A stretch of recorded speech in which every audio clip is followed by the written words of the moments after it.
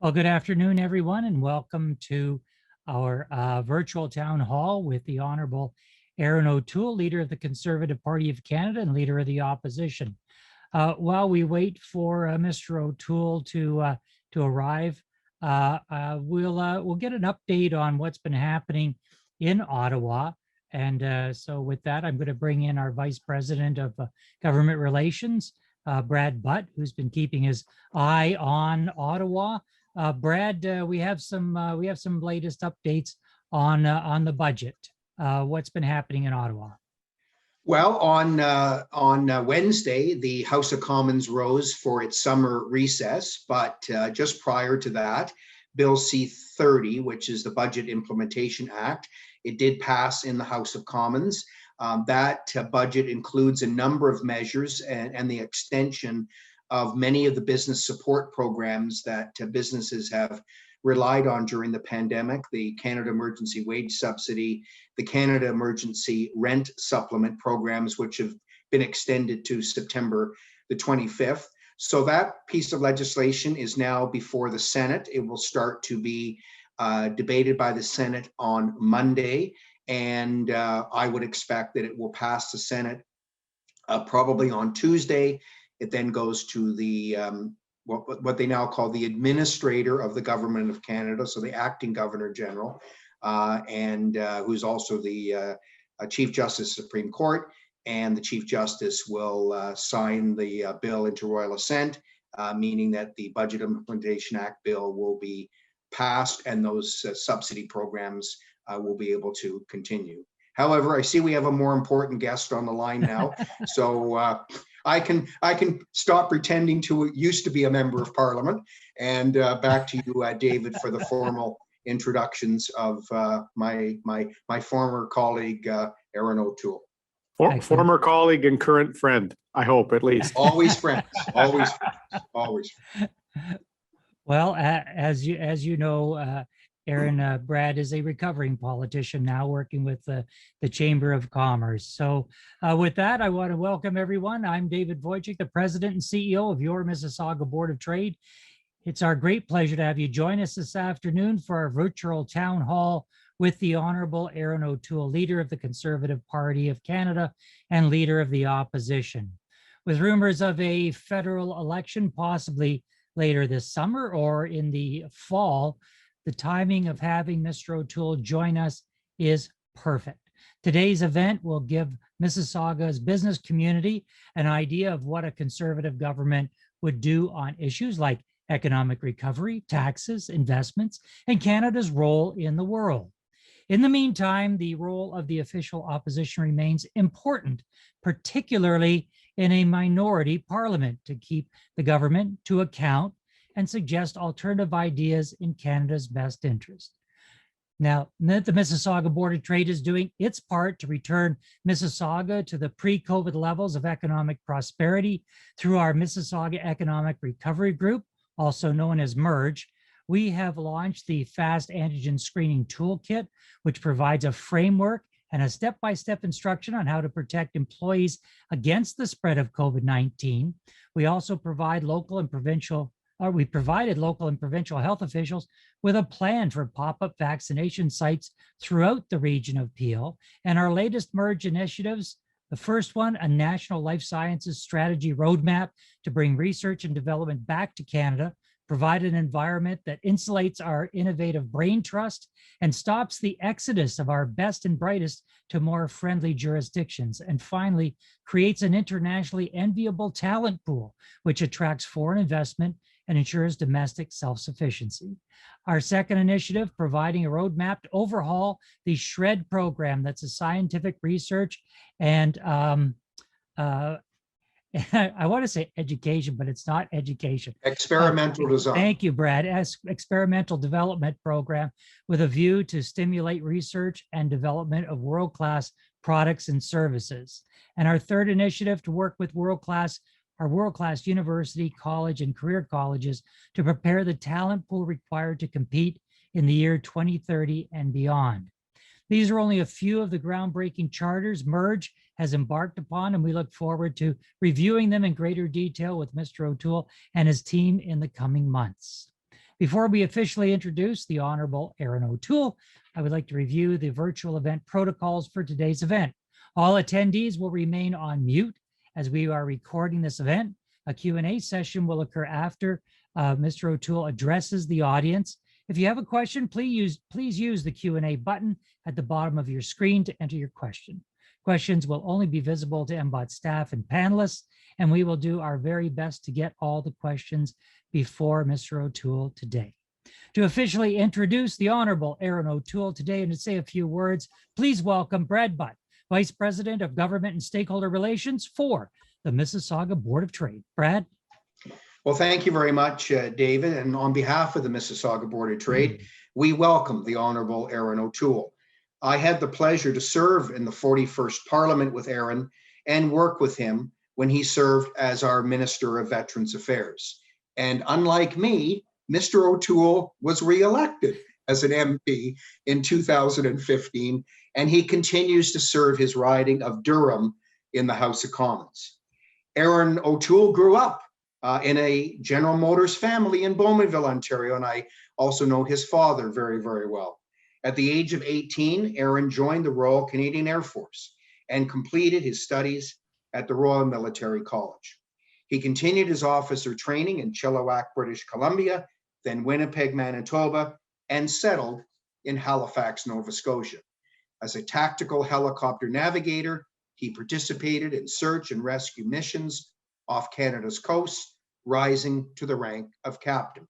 After 12 years of service, Erin retired from the military and returned to school to complete a law degree at Dalhousie University. Erin spent the next working as a lawyer in the private sector. Loyal to his brothers and sisters in arms, Erin became one of the co-founders of the True Patriot Love Foundation, a national charity serving veterans and their families. Erin has been elected 3 times now in his riding of Durham. He was recently the shadow cabinet minister responsible for foreign affairs and was instrumental in establishing the new special committee of the House of Commons on Canada-China relations. He was elected leader of the Conservative Party of Canada in August 2020 and is committed to standing up for all Canadians and building a stronger and more united country. So everyone, please join me in welcoming the Honorable Erin O'Toole. Thank you very much, Brad. Thank you, David, as well. It was an honor to serve with Brad in the House, and it's great to see him with the Board of Trade because he was a huge advocate for small businesses. And I have some great memories as well coming to Mississauga to also meet with and reach out to veterans. So I'm glad to see your passion for the community is still running strong even amidst COVID and Zoom meetings. I'd also like to start off by recognizing 2 of our Conservative candidates in the next election. James Nguyen is here today. He's our candidate in Mississauga, Erin Mills, and Michael Raz, our newly minted candidate in Mississauga Lakeshore. Both good friends, I think both champions. It's also great to see David Wojcik on this call. He's been an absolute champion for the Mississauga business community. And I know you're about to retire from the Board of Trade at the end of the summer. So I appreciate the steadfast commitment you've shown to your community. And we love people that step up to make our communities better. And the Mississauga Board of Trade has stepped up. And David, some of the initiatives you outlined at the beginning are an example of that. You've done that throughout COVID for your members as well. You were leaders in creating the economic recovery group in Mississauga, and you've helped businesses access provincial and federal programs throughout the challenges of this last year to 14 months with lockdowns and restrictions. You've joined other chambers and boards across the country on free rapid testing, on training, and on advocacy. And many of your members helped develop these large pop-up clinics that you talked about, some of the largest in all of Canada, including at the CAA Centre in Brampton. So I'm proud as a GTA MP to recognize your leadership as a leading Board of Trade for our entire region. And it's great to be with you today to discuss ways we can support businesses in Mississauga, the GTA, and across the country. At the outset, I am the leader of the opposition. I have a job to do, holding the Liberal government to account. It is great to see the country finally starting to reopen. Everyone wants to see COVID behind us, especially in the GTA. It's been frustrating to see the United States, the United Kingdom, and so many other countries who've been open for months. Canada used to be a leader. We used to be champions. We used to be one country that other countries looked to. But under Mr. Trudeau, we've increasingly become a laggard. From vaccines to rapid tests to capital investment and competitiveness, every year we are falling further and further behind. Businesses in Mississauga, in Durham, in Canada deserve better. We need to see a return of Canadian optimism, Canadian ingenuity. But most of all, we need to see the return of Canadian leadership. Leadership for the well-being of our citizens, leadership for our economic prosperity, leadership to bring unity to this great country. Because the very future of Canada is at stake as we emerge from COVID-19. Mississauga, and indeed all communities in Canada, are at a crossroads. Soon Canadians will have to decide which path we want to take. One path is one of more debt, more insolvencies and job losses, more division, pitting region against region, sector against sector, and one that always tears the country down. This is the path of the Liberals, the NDP, and the Greens. They really are just the same party.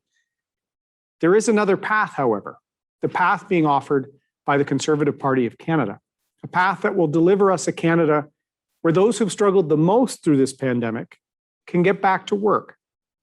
This spring, I introduced Canada's Recovery Plan, a plan to secure our future.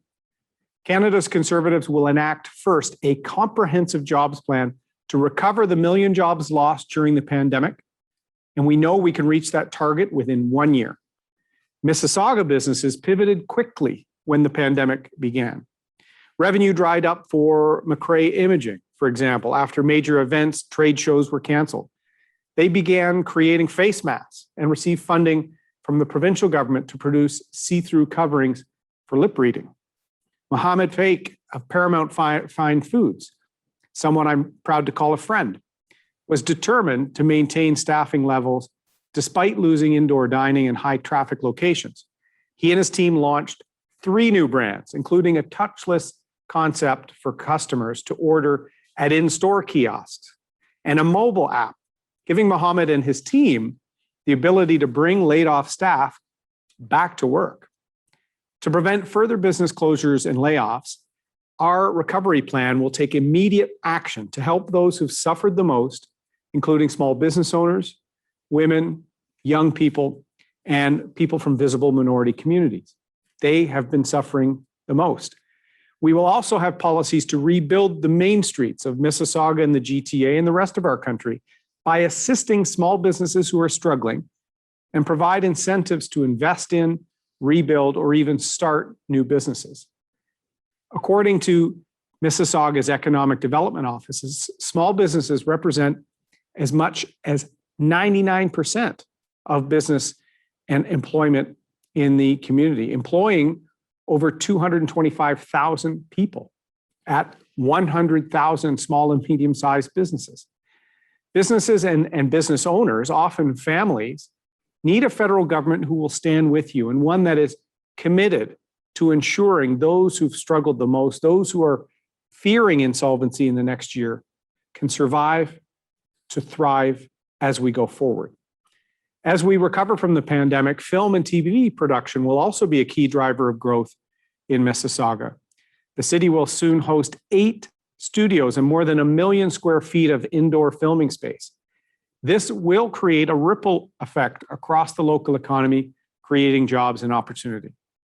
The second pillar of our recovery plan will enact the toughest accountability and transparency laws in Canadian history. In the last few years, from the Prime Minister's office and himself, his conduct, to the last 2 chiefs of defense staff in the Canadian Armed Forces, there's been a culture of cover-up and a lack of accountability. Canadians want transparency and they want to see trust restored in federal institutions. We will bring that with the toughest anti-corruption and accountability measures in Canadian history. The third pillar of our plan, addressing the deepening mental health crisis in Canada. Families and communities in every part of the country are struggling. School closures, the lack of sports and other activities have had a massive impact on youth. Students are isolated. There's rising levels of anxiety, depression, and even eating disorders in our young people. Every parent I've spoken with is worried about their kids. My wife, Rebecca, and I are worried about ours.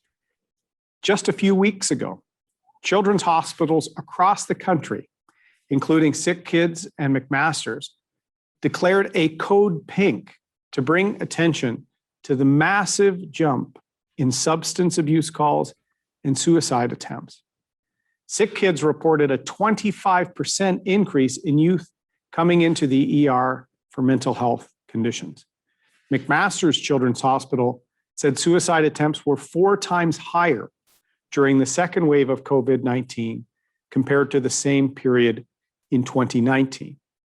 This is not just a local emergency, it's a national emergency. For too many, it's emergency in their own family. We need to do more as a society, and that's why Conservatives will introduce a Canada Mental Health Action Plan as part of our COVID recovery.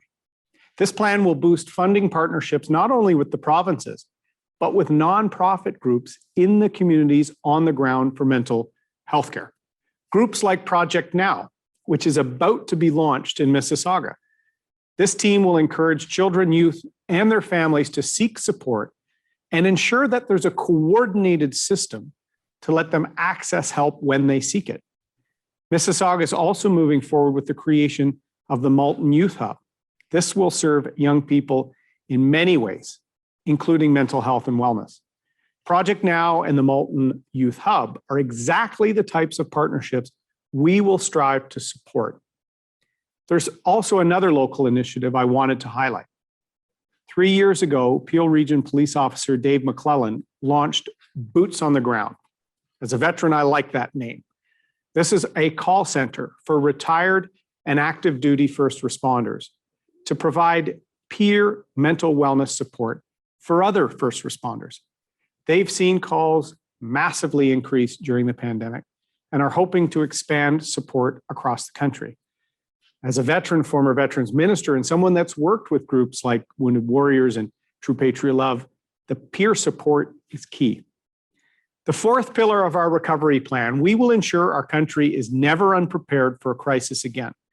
Canada's Conservatives will make Canada more resilient, reduce our reliance on countries like communist China, and take our responsibility seriously to protect the health of Canadians. This includes enhancing domestic capacity in vaccines and in critical medicines. The fifth pillar of our plan is to balance the federal budget over the course of the next decade. Once the recovery starts, we need to get spending under control, and we will get the economy growing again to secure the revenue needed to pay for the government services Canadians depend on, like healthcare and old age security. As well, increasing Canada's housing supply is a critical part of our recovery, and only the Conservatives have been advocating on this over the last year. Many people in Mississauga feel they'll never be able to afford a home, and that it will be permanently out of reach for their kids. The average price of a home in your area in the last month was over $1 million. Young people are now starting to think they will never be part of a generation of home ownership. Building more homes is the key long-term sustainable solution to making housing more affordable for Canadians.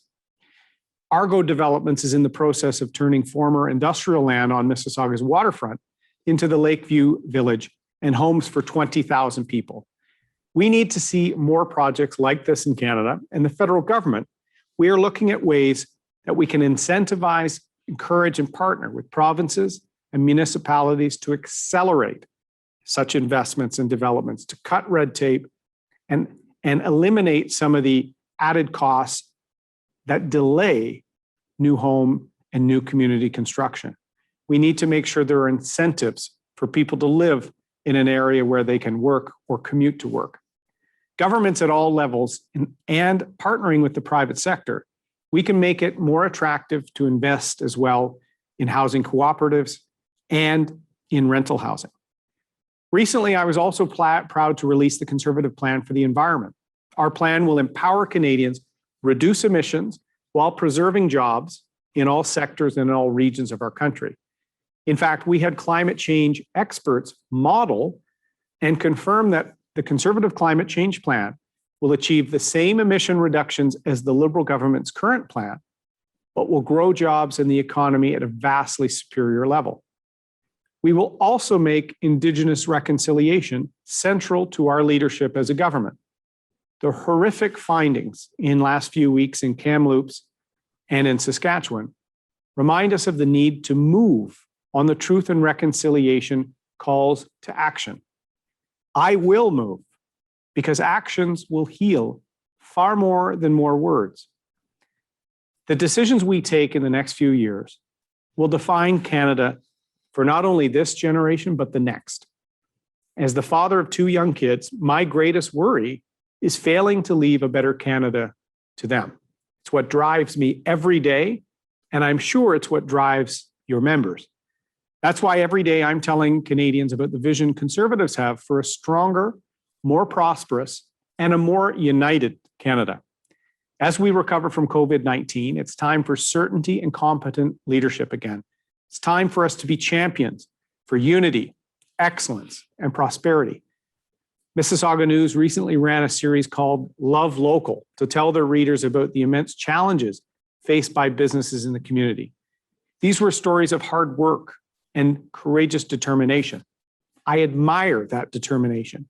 And those businesses and the families behind them deserve a government that has their back. Our recovery plan will kickstart an economic recovery for businesses in Mississauga and in all parts of Canada. It will secure a future for all Canadians. Thank you, and I'm looking forward to taking your questions.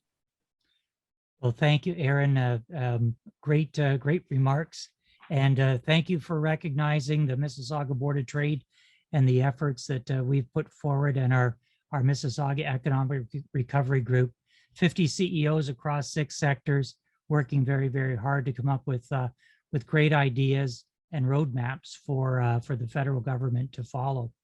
And I do want to thank you and your team for working with our team, and of course, Brad, for putting this day together. It's great to have you with us. One of the issues that I outlined at the very beginning has to do with life sciences. Over the past 4 decades, with rare exception, life sciences, our pharmaceutical companies have been given a less than a friendly environment to compete. What will your government do to provide that friendly environment? Right now, the current government is throwing money at the problem, but that doesn't help us with a long-term strategy to retain the best of the best, keep our talent here, and provide a friendly environment for research and development, and return that bio manufacturing to Canada. What will you be able to do to create that environment for them? Well, thank you, David. And this relates directly to the 4th pillar of our Canada Recovery Plan, which is securing our future, more self-sufficiency and capacity in life sciences, especially vaccines, but across the board with critical medicines. And as you know, Mississauga being the home to so many headquarters, I worked in the life sciences in part when I was Procter & Gamble's lawyer in Canada, and I was constantly in communications with counterparts at firms in Mississauga. The Trudeau government is throwing money at it now, David, because they had basically slammed the door on the pharmaceutical industry and innovative medicines at the beginning of the Trudeau mandate. In fact, if you speak to leaders within the sector, they won't say this publicly because, of course, they're a regulated business. They've literally had the cold shoulder from Justin Trudeau and from Minister Haiju, because they were trying to basically create a national pharmacare plan by using the Patented Medicine Pricing Review Board and other policies to basically eliminate and punish the sector. That's not the way to increase investment. We've seen a massive drop in research and development funding for pharmaceutical companies that in some cases have a 100-year history in Ontario and in Canada. So we're going to restore that. We've said that we will do that by working with the industry on capacity, by a fair approach with respect to patented medicine, so we can get the balance right. It's also why we don't support a very ham-fisted approach to a national pharmacare program. The formulary federally and provincially, we should have mass purchasing, and the federal government should do more with rare disease medicines and other things. But what Mr. Trudeau wants to do is actually take out one of the pillars in the stool, wants to remove the billions from private insurance. What that will do is create a system that costs more and gives Canadians less, especially at a time where, even people in my own family are benefiting from biologics and other advancements in terms of innovative medicines. So we will send a real signal, as we already have, that Canada will be a hub, not just for primary innovation, but for supply chain innovation. And we need to have domestic capacity. We've seen in a crisis, you can't rely on anyone else. And Mr. Trudeau trying to partner with China at the beginning of this pandemic for a vaccine just shows how out of touch our current Prime Minister is. Well, thank you for that. And good to know that the National Pharmacare program, while there are certain Canadians that still don't have access to drugs, it sounds like you're open to a gaps approach, which we've been promoting. Everybody wants a coverage for every Canadian. So let's find out Canadians that are not covered and give it to and help them. And on the PMPRB, yes, we've hopefully our proposal for an overhaul to the SHRED program, which is at the root cause of the PMPRB problem, will be a good roadmap for to help you follow to eliminate that. A question from our good friend at IPEX, Veso Sobat. I'm not sure if you've had the pleasure of meeting Veso, but he's a wonderful friend of ours here at the Mississauga Board of Trade. The Buy America program was solved by the Harper government in 2009, 2010, and the Buy America program seemed to fall by the wayside. Although that the current Prime Minister and President Biden seem to be in lockstep ideologically, this very, very important part to our Canadian economy seems to have slipped through the cracks. So what can we expect your government to do to work on that Buy America program so that we can see the free flow of Canadian goods into the US? Thank you. And I certainly know Veso very well. He's a tremendous advocate for small and medium-sized businesses and probably the most consistent and persistent advocate fighting Buy American. And he will have a huge ally in myself and a conservative government. And let me start by saying Canada-US relations have never been at a lower ebb in our national history. Never. So I don't care if there's a couple of nice old pictures of Justin Trudeau and Joe Biden. On his first day, he canceled Keystone XL.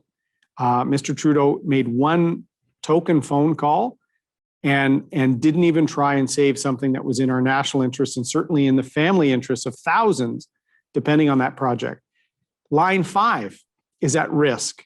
Canadian resources coming to Ontario, critical to Pearson Airport and all the aviation fuel in your backyard, David. We have Mr. Biden increasing softwood lumber tariffs, increasing tariffs on agricultural subsidies. Buy American. We are not a serious ally anymore under Mr. Trudeau. Not at the G7, not in Washington. We all remember his trip to India, where Mr. Trudeau focused more on domestic politics and photographs of himself than fighting for our trade interests. Canada's Conservatives launched a Canada-US Economic Affairs subcommittee to examine Buy American and a number of key policies. And I will make resolving the impasse with the United States on trade and other issues central. And here's why I'm very well suited to do it, David. I served alongside the Americans in uniform when I was in the Canadian Armed Forces and deployed with my ship overseas. I worked for one of the most respected, oldest international companies in the United States, Procter & Gamble. I worked on cross-border trade in the private sector as the parliamentary secretary to trade. And the major problem between Canada-US relations right now has been Mr. Trudeau's completely naive and out of touch approach on China. We've been viewed by 3 administrations as a risk. Mr. Trudeau was approving takeovers by state-owned Chinese enterprises of Canadian companies with contracts with the Pentagon.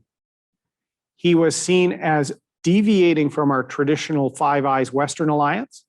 He's the only country in that group of our closest allies that is still considering Huawei to be part of our 5G infrastructure. And he failed to work with the Obama, the Trump, or the Biden administration on Chinese transshipment of steel and aluminum.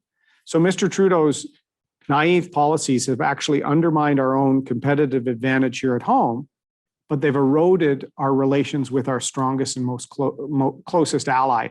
I will restore those, making sure we talk trade, we talk security, we talk the border and getting it open on a safe and effective timeline, and then making sure we align with the US on global concerns on everything from the genocide against the Uyghur Muslims, the situation in Hong Kong.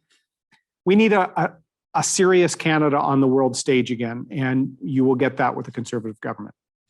Well, speaking of a serious Canada on the world stage, and you brought up China, so let's talk China for a few moments.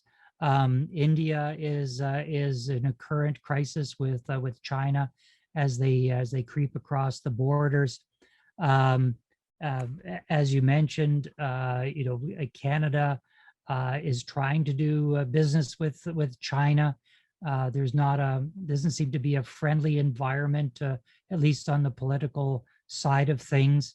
So with the Biden administration taking a harder line with China than the Trump administration, what would a conservative administration position be with China with respect to trade? Great question, David. And you'll recall Brad in his introduction talked about how I created a Canada-China Relations Committee a few years ago now. And that committee's been doing great work, shining the light on a number of things, including the most recent Trudeau cover-up, the 2 scientists that were at the Winnipeg virus laboratory that were partnering with the Wuhan virus laboratory. Hard to believe that was taking place at a time, and we're sending deadly viruses there at a time the 2 Michaels are in prison, and the regime in Beijing is going in the wrong direction, not in a positive direction.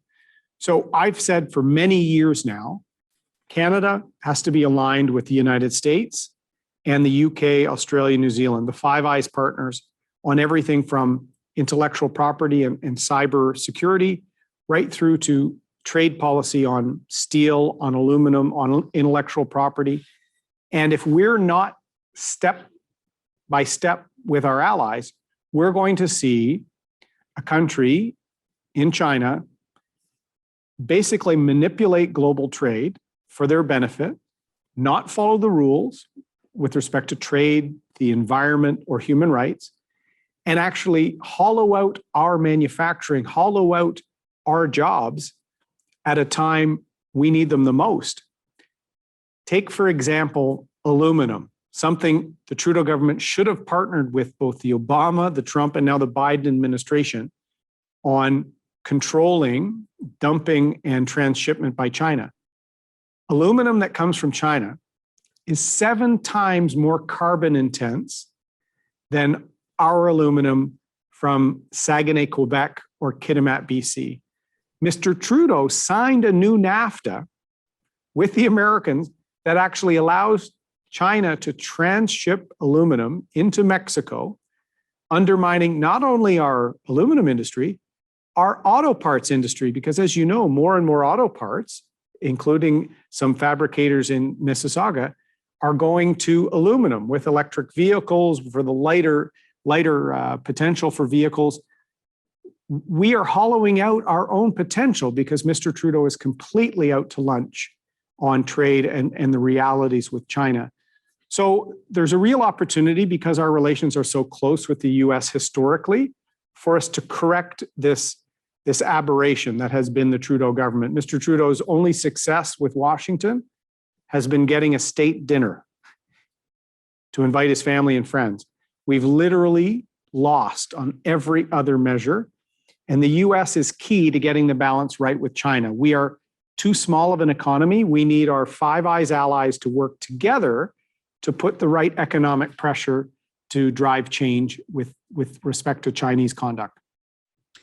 The recent pandemic has created a drop in the economy that we've never seen before, and the Prime Minister and his government propped up the businesses and the economy with billions and billions of dollars of aid. I am not here to criticize. We weren't in the seat, and I think that everybody across the board, from coast to coast, at all levels of government, did the best they could with the information they had. The fact of the matter is now we are sitting with a massive, massive deficit and debt, and that's going to require some extremely prudent fiscal responses and fiscal responsibility over the coming years. What does your government have planned to wrestle the deficit and wrestle the debt? Thanks, David. This points perfectly to the fifth pillar of our Canada Recovery Plan, which is getting our deficit and debt situation under control.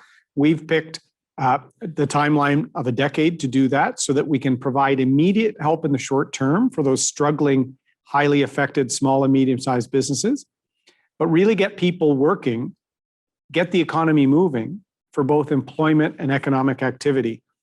That is a reasonable timeline because, as Brad would remember, the Harper Conservative government, we balanced the books after the 2009 global recession over the course of a 5-year plan, keeping taxes low, focusing on getting people working and opening up new markets for our exporters, for example. And I was directly involved in that. When we lost power in 2015, we were the only G7 country with a balanced budget. We had a growing economy and we had positive flow of investment into Canada. Prior to COVID, David, Justin Trudeau and his ideological policies had driven $160 billion of capital investment out of Canada. We were already running $30 billion deficits pre-COVID. Mr. Trudeau accumulated $100 billion worth of debt in good economic times with close to full employment. Is this the guy that's going to dig us out of $500 billion worth of debt he's put on? No, he is not. So I'm hoping Canadians see that the Conservatives did this just a few years ago. We will do this again, and we will do it based on people working. And I often will say this in my speeches publicly, whether it's a small business owner in Mississauga, whether it's someone working in the energy sector in Alberta, whether it's someone at one of the 7 mills that have closed in BC because we don't have a softwood lumber agreement. We need to get those people working, not transition jobs like the Liberals, the NDP, and the Green want to do. MPs from all of those parties were either supporting or being silent when there was the illegal rail blockades that were shutting down factories. You know, the St. Mary's Cement in Bowmanville was almost going to do layoffs because our rail system was tied up by protests. So we have to show that capital can come to Canada and be invested in jobs and opportunity and earn a rate of return that is sustainable.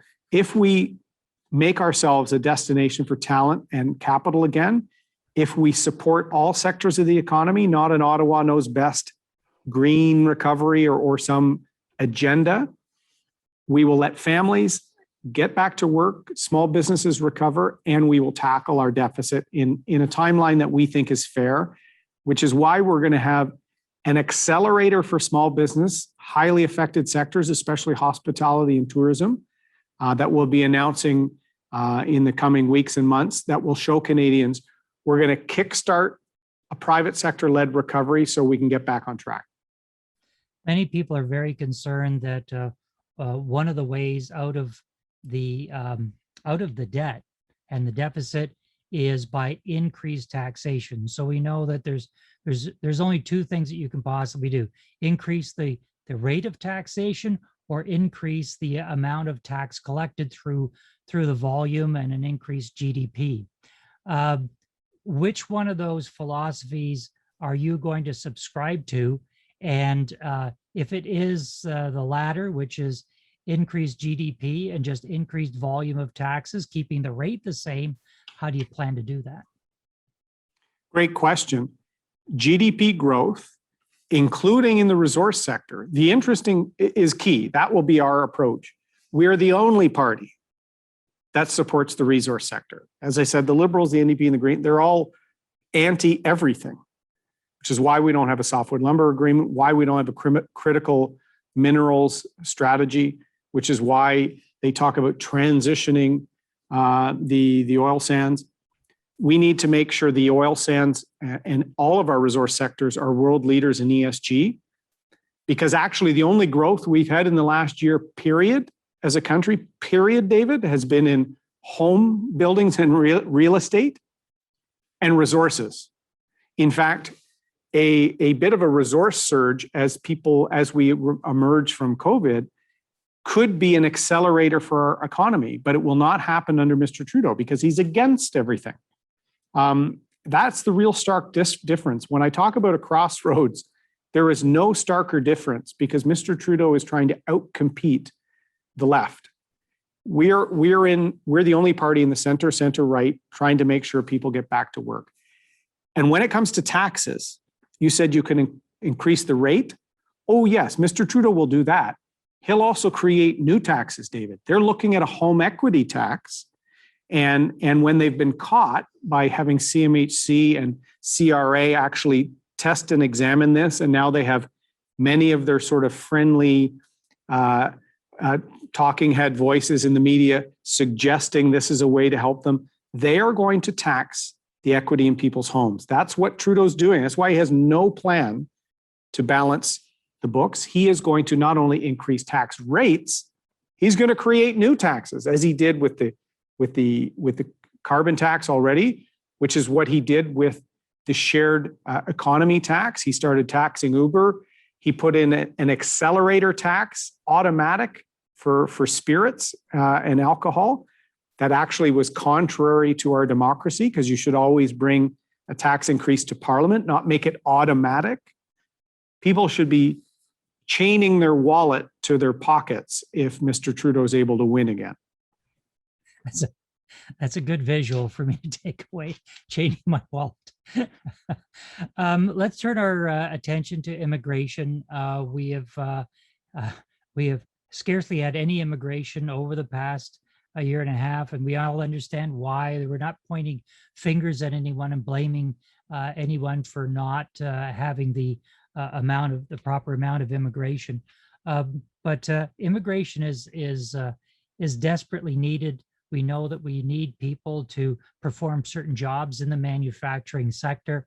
Our manufacturing sector is scrambling for people to employ. Even things like in our transportation industry, transport truck drivers are not given the status of skilled labor, which they are skilled labor. If we could open that up as a skilled labor trade, we would be able to bolster the number of truck drivers that are so desperately needed.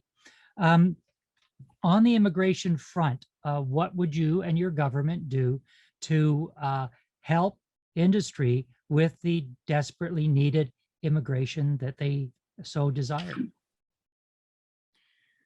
Thank you. Immigration is key to not just our economic recovery post-COVID, but to our success as a country. We don't have a replacement birth rate, and we need to make sure that we're growing our economy and accelerating really smart and effective immigration programs. So we've said a few things already, David. We will fund and commit to resolving the backlog immediately in our family reunification and in some of our expedited streams of skilled immigration. Because as you said, COVID happened, there is going to be a backlog, of course. So we have to pivot government resources to clear the backlog immediately. Then I also want to see an enhanced approach to family reunification, because I'll tell you, we've seen the value of that program, not just for our economy, but for help with childcare when there were outages with that throughout COVID, and with small business recovery. If in some cases, someone's brother or an aunt can be there to help with kids or to help with keeping costs low at a family business, that will help them recover after a very difficult 15 or so months. So accelerating family reunification, making it more effective, not just a randomized lottery and some of the unfairness we've seen under the Trudeau government. And then I really want to address the skills shortage.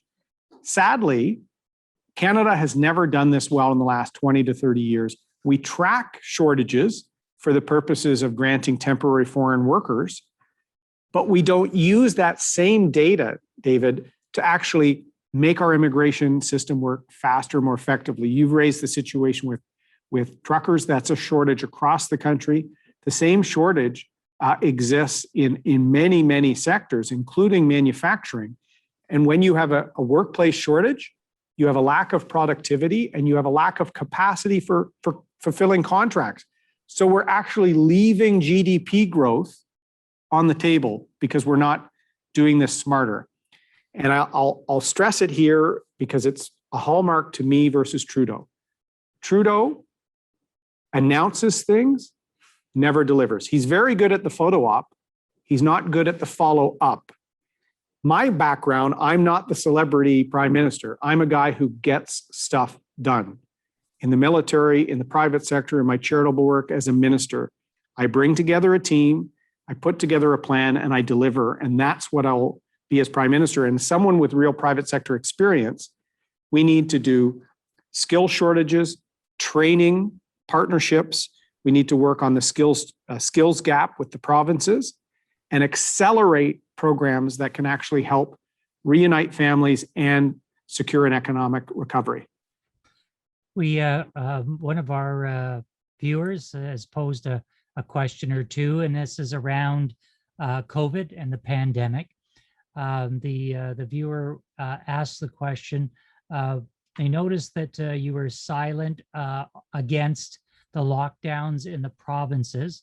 Was your silence endorsement of the lockdowns that we saw throughout the provinces?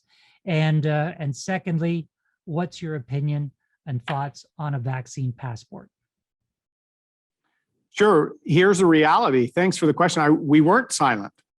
Did you know 3 months ago, we brought an entire debate to Parliament for the entire day on a swift and data-driven safe reopening of our economy, including the borders. Now, you probably didn't hear it because Mr. Trudeau has not really shown up to Parliament for more than maybe 6 hours in the last year. They have tried to shut down debate, and sadly, too much of the media coverage has just been about the press conference he gives on his doorstep. Sadly, he's failed on the doorstep press conferences. A year and a half ago, he said rapid testing and screening, contact tracing, and vaccines would be key to fighting COVID. Where's the contact tracing app? You don't hear him talking about that. Complete failure. There is no rapid screening and testing network across the country that I've been demanding for a year. Using the federal responsibility for approving rapid tests and running our border and airports, we could have had rapid screening and testing in place like the UK did. The UK was sending rapid tests to families. My nephews got them to go to school to keep things open. So we have not been silent, but here's what we've been key on doing. I'm focusing on my opponent, Justin Trudeau, who is late at the border, including again with the variants, late on rapid tests, and wanted to partner with China for a Canadian-made vaccine. All of those things led to restrictions. So rather than me saying which province had this restriction or another, I'm focusing on my role as opposition leader to fight for better for our entire country. I know the restrictions have weighed on families. My kids I've seen the impact of that lack of socialization without school. My son went to the school today to say goodbye to his teacher. My wife just sent me the photo. He had probably the best teacher he's had in his young life. He's 10. He only had a handful of days in class with her. That is a tragedy that we're going to be dealing with for years. I blame Mr. Trudeau.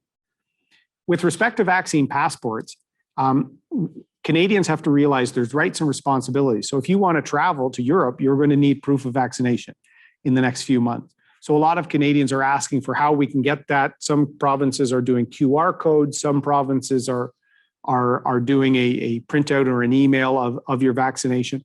I think that is sufficient, whatever the provinces need to facilitate. And as long as Canadians know that there will be some demands on their travel. The other thing I've wanted is rapid screening at the borders so that people coming in from the US, whether or not they have any proof of vaccination, we can do a 15-minute rapid screen and have a pretty darn good confirmation that they're not a risk. And once we get to herd immunity levels, this isn't a big of risk anymore as long as we isolate cases. I think we have time for one more question. I do apologize. We have a whole list of questions that we will supply to your staff for answers after we finish our event. With respect to supply chain, and we know that to shut down an economy is very easy. You tell everybody to stay home, you shut it down. It's like a light switch, you turn it off. Getting it going again, not so easy. Once you interrupt those supply chains, they're very, very difficult to get everybody back on track. You mentioned that Mr. Trudeau has driven $160 billion worth of manufacturing out of Canada over the past several years. So that begs the question, what would you and your government do to get that manufacturing back into Canada, repatriate the manufacturing that we lost, and do a better job at in the biotech area, in the technology area that we seem to do so well in? How would you bolster those areas with manufacturing or in manufacturing? Well, first off, I will build partnerships with the private sector and groups like yours. I won't demonize the private sector as the Trudeau government does, the calling small business owners tax cheats, the sort of 1% versus the rest of the world narrative they drive. And in fact, I'll need to partner with you, David, before you go, because Mississauga was just chosen as the best mid-sized city of the future by foreign direct investment. So bravo Zulu, as we would say in the military, on a mission well done. We need to attract talent and capital investment. And I will make sure we do that both in manufacturing and in life sciences and in other scaling up IP companies. We have to show that things are welcome, and we have to stop allowing bad actors like China and others drain capital investment and jobs out of Canada. So I'm going to use ESG, environmental social governance, and Indigenous partnership as a real driving force for everything from resource to commodity trade. I'll work with the Americans. We need to reestablish that close interconnected trade and security partner with them to do that, but we will tariff bad actors. I've said this as part of our environmental plan. Carbon border adjustment tariffs are one way to make sure we're not being penalized for being a good actor on everything from the environment to human rights. Why are the bad actors gaming the global system? We will also incentivize capital investment, particularly in some strategic sectors, both manufacturing and bio and life sciences would be an example of that. And as I've said, I've got some experience in this area as well. And I've worked with innovative medicines and other players going back to my work on the Canada-European trade deal, where we tried to get the balance right. The only governments that have actually attacked the pharmaceutical sector in the last 50 years were the Chrétien and Trudeau governments, Justin Trudeau. Nothing highlights it better, David, than 100 years ago this year, Canada discovered insulin and gave it to the world. And this year in February and March, when we needed our vaccines to avoid the third wave of COVID, we depended on Belgium. We depended on the goodwill of India and other countries for something that we once led the world in developing in terms of life sciences. I will make sure we reverse that. That's why the fourth pillar of our plan, Secure Our Future, that will build in the capacity for these critical sectors. I'm going to sneak one more in because you brought it up in your remarks here in your last answer, and I addressed it at the very beginning. Our Young Brain Trust, best of the best. We spend a lot of our own money to educate these great individuals, and then we let them go to other jurisdictions because they have better opportunities. What's your plan to keep them at home?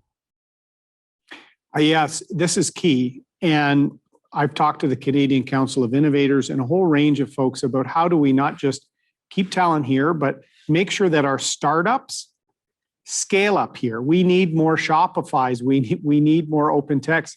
We don't want to see the model in Canada to be, hey, get a world-class education at U of T or at Waterloo or at Ontario Tech in my riding. Start your startup and then sell it or move it. So we're looking at a series of tax measures that would incentivize private sector capital, things like flow-through shares and other things that have worked in other sectors. I've been talking about this for many, many years. And this is, I worked with some of these companies when I was in the private sector and I was a lawyer in Toronto. And this is why I think we need more private sector perspective in government. Mr. Trudeau's got a cabinet generally full of activists, and that the result speaks for itself. One final reflection I'll say to you, because this goes to the flight of capital, of investment, of our manufacturing base. 2 years ago, I had a session like this with the Oakville Chamber in person, your neighbors, and I'm sure friendly rivals. There was a tax accountant there that said to me, and it struck me, he said in the last year, almost every matter he worked on was setting up a subsidiary for one of his clients in the United States or transferring assets or operations to the United States as a result of the high tax, high regulation environment. Most of them were closely held private companies, so you don't read in the Globe and Mail what's going on. But this is a drain of brains and of investment of companies that would like to stay in Southern Ontario if the environment is right for investment. So we will make sure that Canada is a top destination for both talent and capital investment. Erin, thank you so much for being with us. You're absolutely right. Drew Redden and the Oakville Chamber are great friends of ours. We're always collaborating with them. But thank you so much for being with us. We hope that you'll come back and see us soon. Come back and see us often. As you probably, your team will tell you, we had lots more discussion points, but unfortunately we are out of time. So I'll take just one moment to talk about a couple of things that we have upcoming at the Mississauga Board of Trade on June 30th. Join us for our virtual professional development series, Talent Management, conversation on diversity, equity, and inclusion. And on July 12th, join us for our annual Golf Classic 9 Dine and Network. On July 12th, we celebrate MBOT's 60th anniversary as we tee off at Lionhead for 9 holes of fun. Visit mbot.com/events to purchase your foursome or single ticket. On July 19th, join us for a virtual town hall with the Honorable David Piccini, the new Minister of Environment, Conservation and Parks. And on July 21st, join us for an MBOT webinar, Roadmap to Reopen with the Workplace Safety and Prevention Services. Thank you to Erin O'Toole for being with us today. Thanks to each and every one of you for joining us. And as always, we wish you continued success in your business.